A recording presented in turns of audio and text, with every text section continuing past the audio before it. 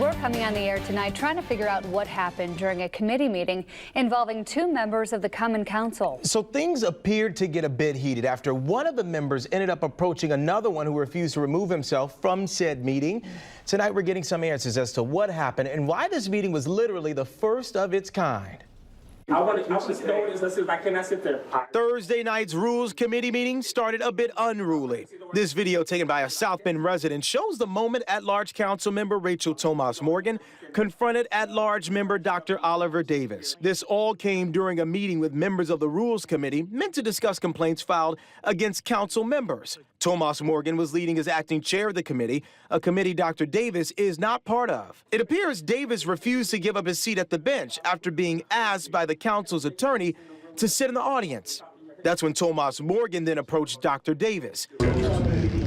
Meeting. I gotcha. Only the Rules Committee is allowed to speak. Eventually, police were called into the room, but nobody was escorted out and the meeting went on. I don't care who you are.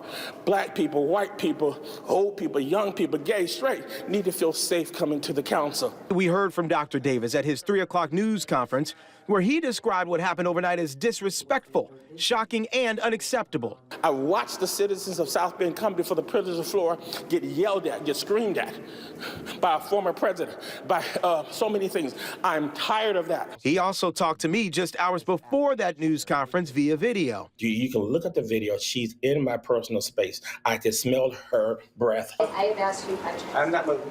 He said it was also interesting other non-committee members were allowed at the table, but they were not approached at all. Tomas Morgan confirmed with 16 News Now the clerk was needed on the bench due to the meeting being public.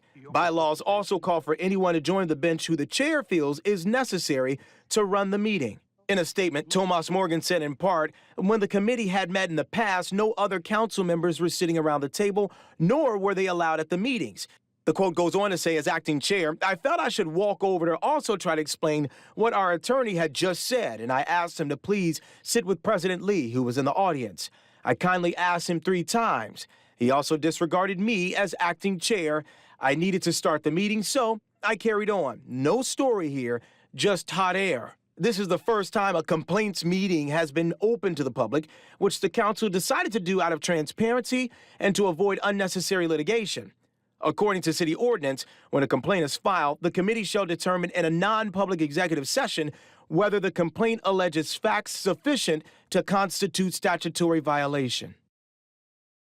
So let's talk about why the meeting even happened in the first place. Look at this. A resident filed 3 complaints against these 3 council members, Kenneth Lee, Sheila Nitzgotsky, and Sharon McBride.